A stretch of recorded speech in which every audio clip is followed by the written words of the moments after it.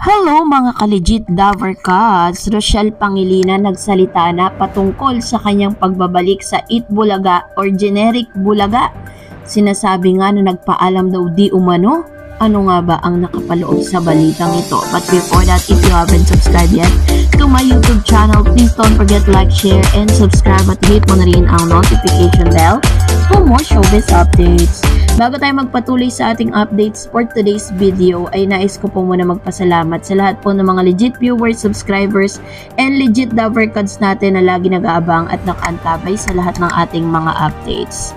Maraming salamat po sa inyong panonood. And for today's video, pagkatapos nga na mapanood itong si Rochelle Pangilinan na isa sa mga masasabi natin na nagkaroon ng pangalan nung napasama po siya dito po sa branded Eat Bulaga, no?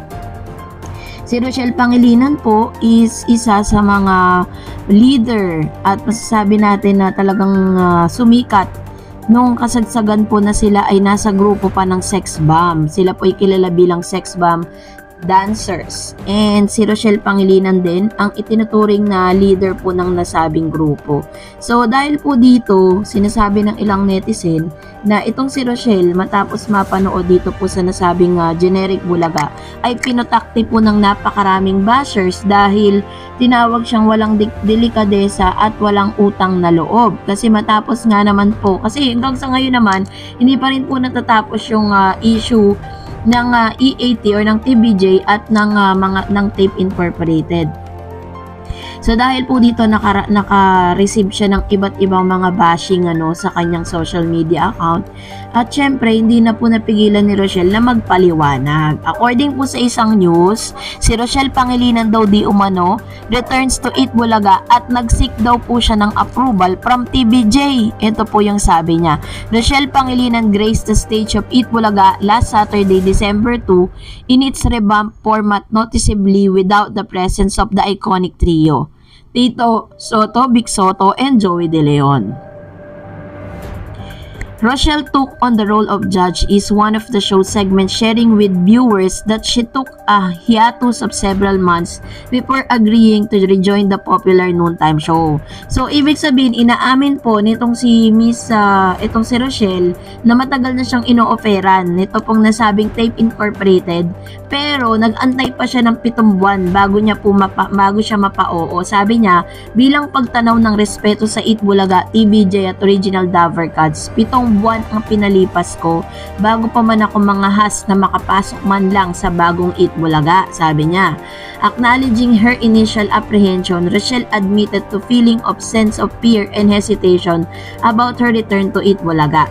So inamin niya po sa kanyang mga sinabi, no, na talagang may takot sa kanya po. Talagang meron pong hesitant po siya na bumalik dito po sa nasabing show. The show producer, Tape Incorporated, and former hosts including the TVJ trio. Sabi niya, 28 years ago, ako unang tumungtong sa stage ng Eat Bulaga. 13 anyos pa lang ako noon, pero naalala ko pa yung hanggang ngayon. Nang lumipat ang TVJ at ang original Eat Bulaga host sa TV5, tulad ninyo, naapektuhan din ako at nasaktan. Sa araw na ito ay aapak ako uli sa entablado ng Eat Bulaga. Iba na ang mga karakter sa paligid ko. Pero excitement at saya ang nararamdaman ko ay tulad pa rin ng dati. Sabik ako lagi mag-perform nun sa Eat Bulaga kasama ang TVJ, sabi niya. Ito po kasi yung post sa kanyang Instagram na talaga namang pinutakte ng maraming mga netizen, maraming mga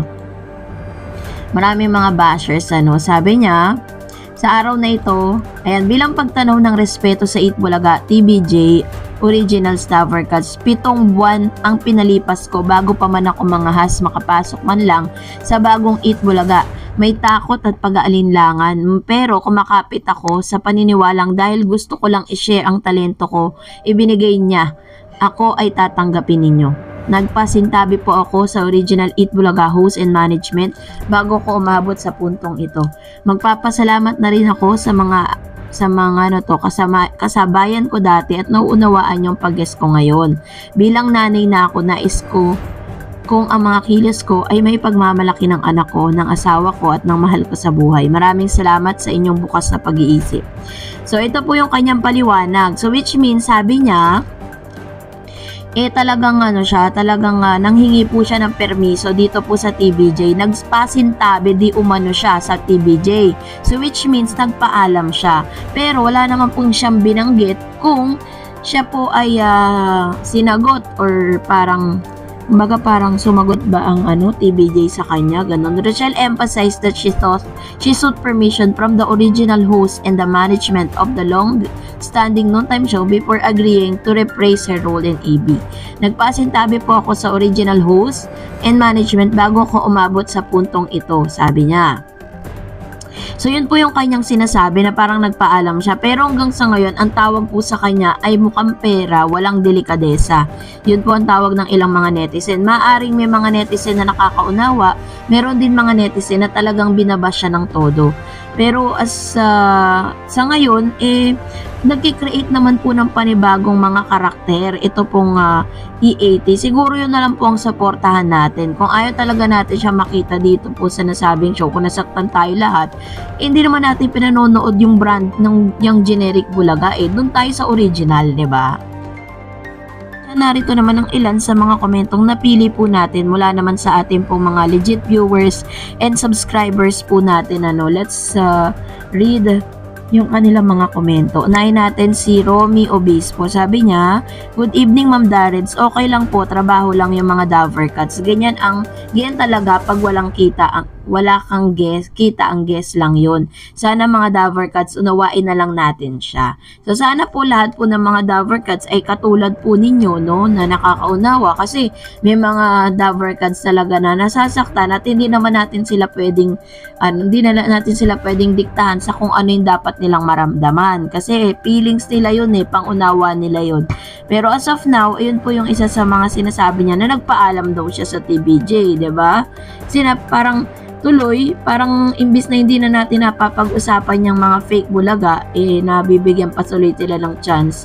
Parang nagkakaroon tuloy ng curiosity yung tao na manood sa kabila dahil po sa mga bagay na yan, Sabi naman po ni Joel Lau, "Good evening Idol Darreds. Malamang napilitan lang talaga si Rochelle mag-guest sa tape Bulagta. It's not a big deal. Support ko pati ang PCU at ALU channel mo. Alam ko ikaw din yun." Booking na ni Mr. Joel Lau, And it's a long story kung bakit po dami natin account sa YouTube. So, salamat po Mr. Joel Lau sa inyo pong mainit na pagsuporta at palagi ang panonood sa mga updates po natin para lagi kayong updated sa mga videos, And of course, another comments coming from Miss Lina Legaspi. May anak na nga siya, dapat gusto na isip niya. Ang tape Bulaga, kinalaban ang TVJ. Saan ba siya nagsimula? Okay, tape Bulaga dati, pero kaya nakilala ang Eat Bulaga dahil sa TVJ at mahuhusay ang director at head writers at sila rin ang nakakaalam kung ano-ano ang segment at dapat na maging guest. Isip-isip lang. So, ito naman po yung isa sa mga komento ni Ma'am Lina Legaspi, And of course, syempre po, sabi niya na sabi ko nga, is normal lang na masakta ng mga legit Dover Cats sa kung ano man yung nakita nila sa kabila. Sabi ni Joey Rocamora, TVJ creator ng mga news space sa celebrity at maganda sa kanila, di anak ng artista, ordinaryong tao. Ayan. So, ito naman po, totoo yan. Kasi kapag ikaw ay napabilang bilang isa sa mga legit Dover Cats kasama ang TVJ, napaka-imposible na hindi ka mag-success kasi po talagang kung sila nga po, diba, parang naging successful sila sa turf. Well, kung nagustuhan mo ang video na ito, huwag mo kalimutang mag-like, mag-share, at mag-subscribe, at i-follow mo na rin ang aking Facebook page, Darreds TV. And also, I have my TikTok account, which is Darreds TV. Pwede nyo rin po akong i-follow doon. Thank you for watching, guys. God bless everyone!